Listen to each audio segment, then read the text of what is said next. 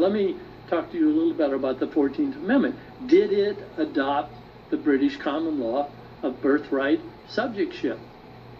Of course it did not. Now, the citizenship clause of the 14th Amendment was introduced very, very late in the debate about the 14th Amendment, almost at the last moment. The Privileges and Immunities Clause was already in the 14th Amendment, which says that the privileges and immunities of United States citizens cannot be denied.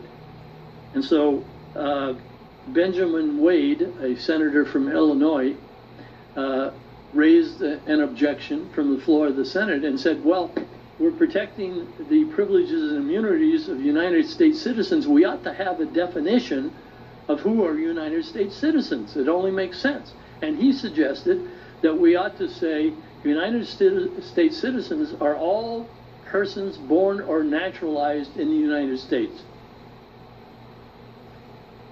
And that question was taken up by the Joint Committee on Reconstruction, and they came back a couple weeks later and said, we suggest that the definition of United States citizenship should be all persons born or naturalized and subject to the jurisdiction thereof are citizens of the United States and of the states wherein they reside. So the Committee on Reconstruction added and subject to the jurisdiction. So two requirements now: born or naturalized in the United States, very important, but they also have to be subject to the jurisdiction of the United States. Two requirements. That means not all persons born in the United States are subject to the jurisdiction of the United States. That's interesting. So what does it mean to be subject to the jurisdiction of the United States? Again, I'm glad you asked, because I have the answer.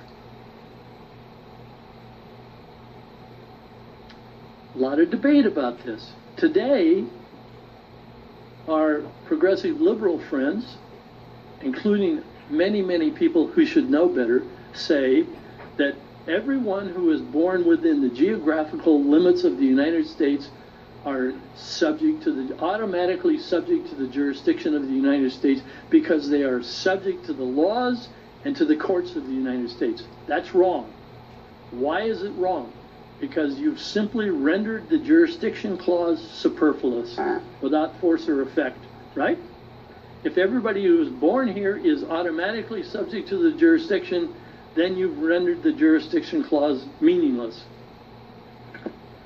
If that's what the framers of the 14th Amendment had meant, they would have left out the jurisdiction clause.